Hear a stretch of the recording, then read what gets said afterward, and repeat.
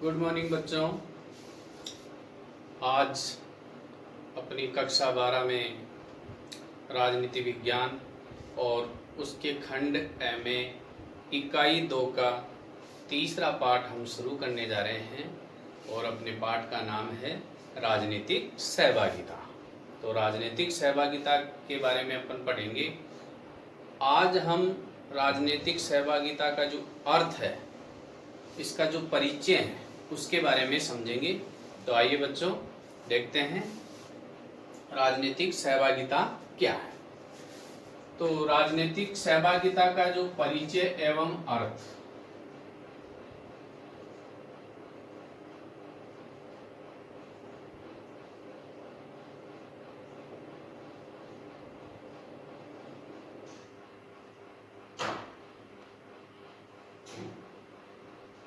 इसके बारे में अपन समझेंगे। तो देखो, इसके नाम में ही इसका अर्थ छुपा हुआ है, राजनीतिक सहभागिता। सहभागिता का मतलब होता है भागीदारी, इन्वॉल्व होना, पार्टिसिपेशन। और राजनीतिक है पॉलिटिकल, अर्थात राजनीतिक जो प्रक्रियाएं हैं, जो क्रियाएं हैं, उनमें भागीदारी होना।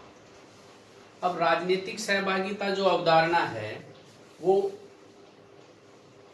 आधुनिक अवधारणाओं में विशेष महत्व है। राजनीतिक सहभागिता का आधुनिक अवधारणाओं में इसका विशेष महत्व है।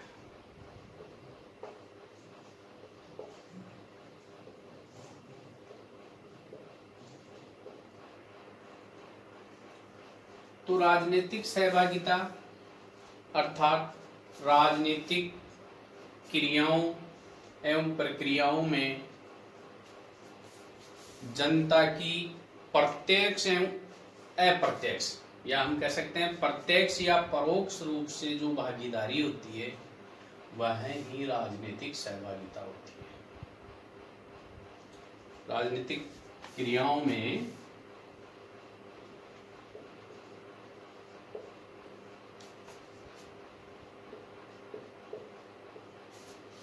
क्रियाएं कौन सी? राजनीतिक क्रियाओं में। राजनीतिक क्रियाओं में अब जनता की भागीदारी,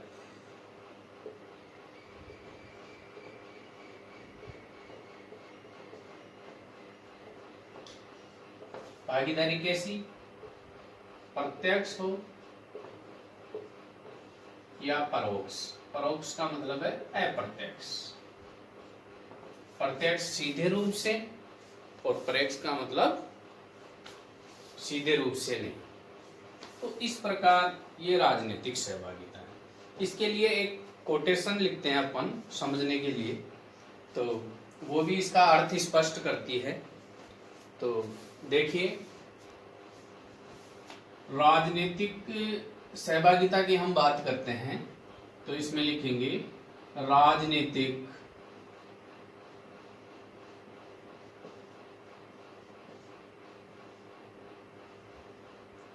व्यवस्था के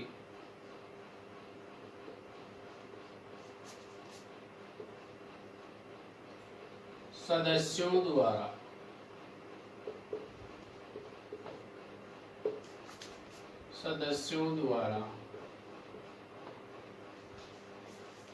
राजनीतिक व्यवस्था के सदस्यों द्वारा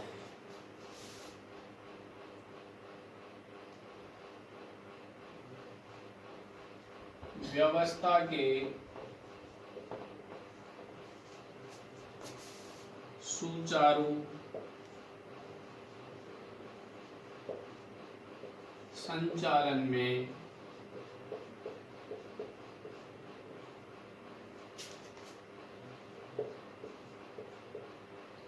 विभिन्न स्तरों पर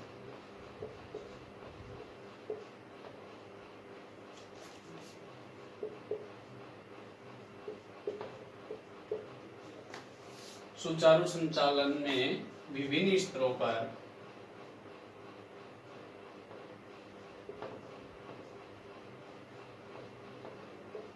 राजनीतिक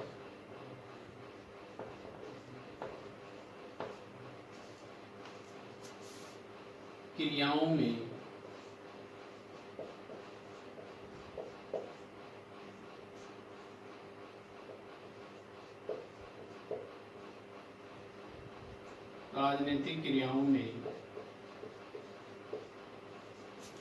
जनता की भागीदारी सुनिश्चित करना।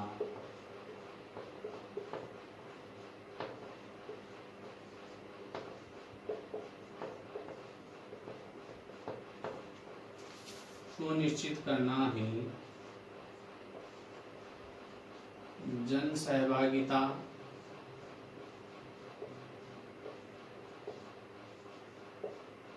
या राजनीतिक सहभागिता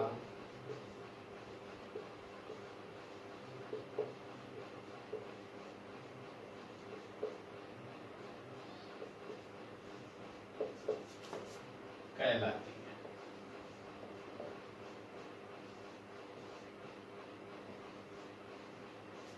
ये कोटेशन है, इसको दोबारा से पढ़ते हैं।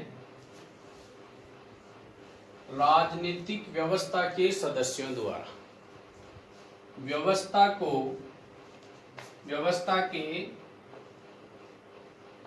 सुचारू संचालन में विभिन्न स्तरों पर राजनीतिक क्रियाओं में जनता की भागीदारी सुनिश्चित करना ही जन सहभागिता या राजनीतिक सहभागिता कहलाती है। तो कुल मिला के जनता की जो भागीदारी है राजनीतिक प्रक्रियाओं में, वह ही राजनीतिक सहभागिता कहलाती है। अब ये भागीदारी प्रत्यक्ष भी हो सकती है और अप्रत्यक्ष भी हो सकती है। अब अपन बात करते हैं कि राजनीतिक सहभागिता और जो प्रत्यक्ष लोकतंत्र है, इसका विश्व में श्रेष्ठ उदाहरण है स्विट्जरलैंड।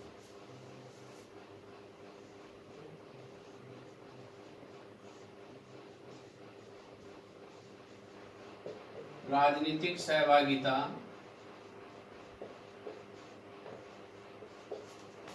व प्रत्यक्ष लोकतंत्र।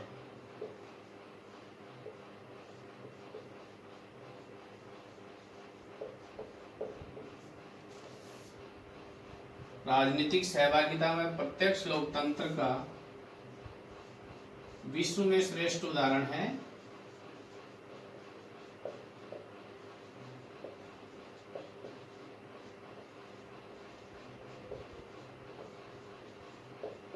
और वो है स्विट्जरलैंड।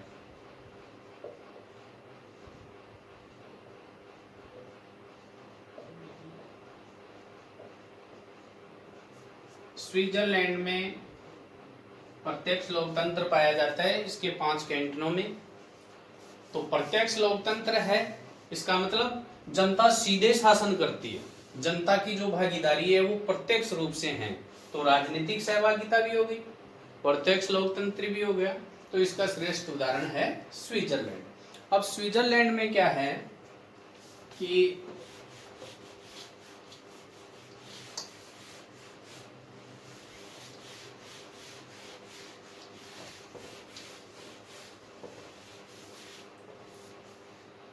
जो प्रत्यक्ष लोकतंत्र पाया जाता है, इसमें इसके पास ऐसे अनेक साधन हैं जिनके माध्यम से ये अपना संचालन अच्छा करते हैं लोकतंत्र का। जैसे वापस बुलाना,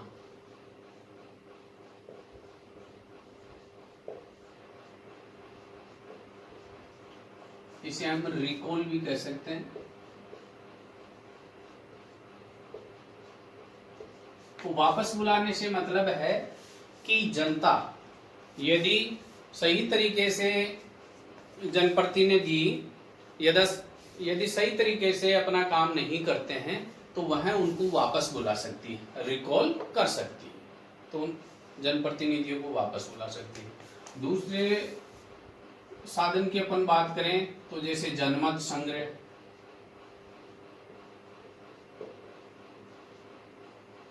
तो जनमत संग्रह के माध्यम से ये कानूनों में परिवर्तन कर सकती है।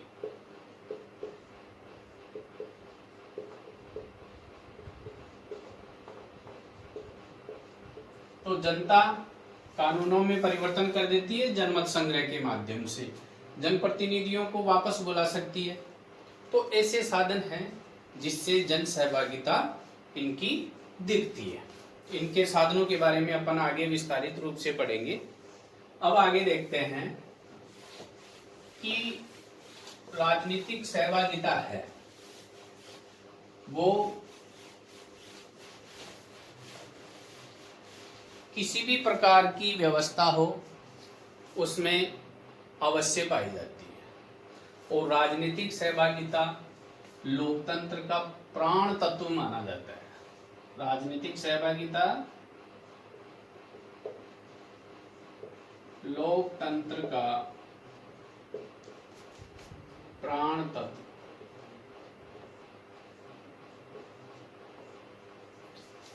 लोकतंत्र का प्राण तत्व माना जाता है। अब अपन बात करें कि किसी भी प्रकार की व्यवस्था होती है उसमें जो राजनीतिक शक्ति है वो कुछ लोगों के हाथ में केंद्रित होती है। तो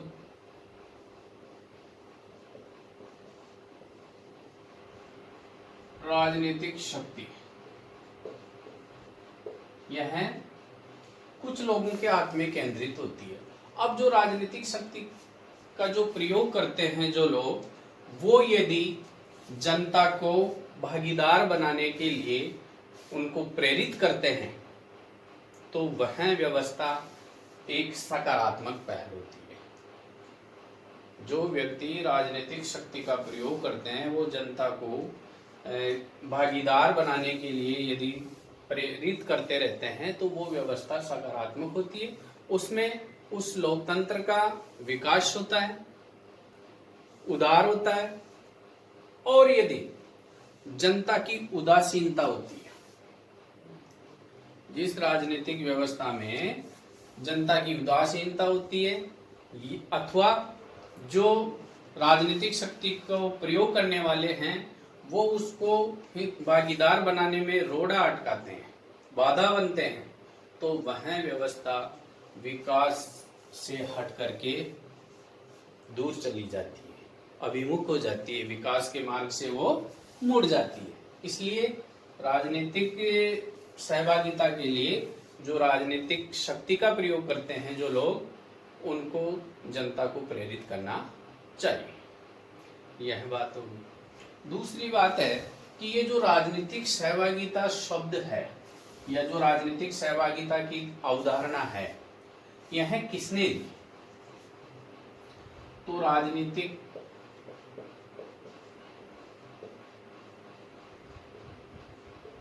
सहभागिता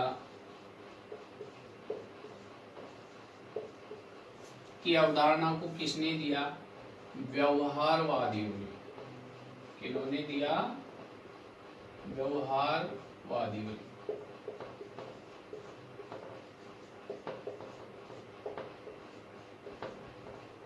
राजनीतिक सहभागिता का जो अवधारणा है व्यवहारवादियों ने दिया।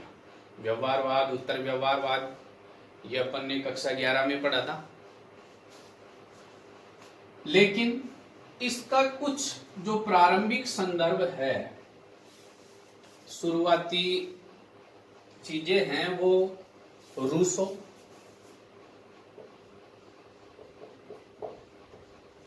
वह गणतंत्रवादियों के विचारों में भी मिलता है।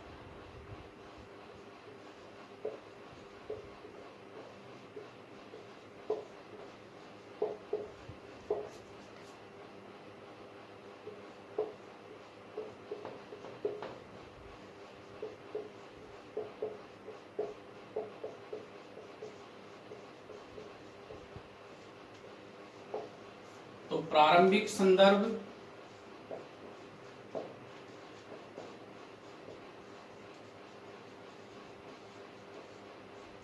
यहां भी मिलता है। और वैसे राजनीतिक सहभागिता की अवधारणा किन्होंने दी? व्यवहारवादियों। अब इसकी एक परिभाषा दी है मैग्लोस्की ने। उस परिभाषा के बारे में अपन पढ़ते हैं। मैग्लोस्की ने इसकी परिभाषा दी है, उसको समझते हैं।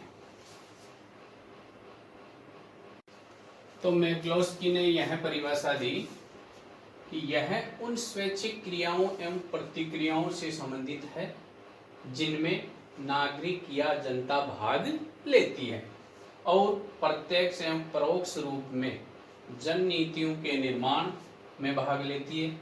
वे अंततः शासन में नीति निर्माण की संपूर्ण प्रक्रिया को प्रभावित करती है, वह सत्ताधारी लोगों की मनमानी पर अंकुश लगाती है। ये मैक्लोस्की ने इसकी परिभाषा दी।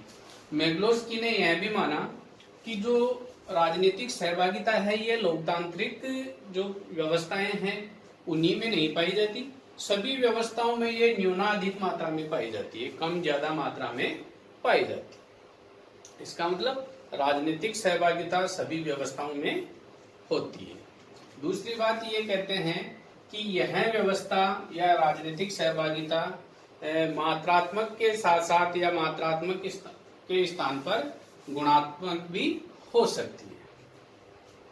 तीसरी बात, यह व्यवस्था को उदार एवं आधुनिक बनाती है।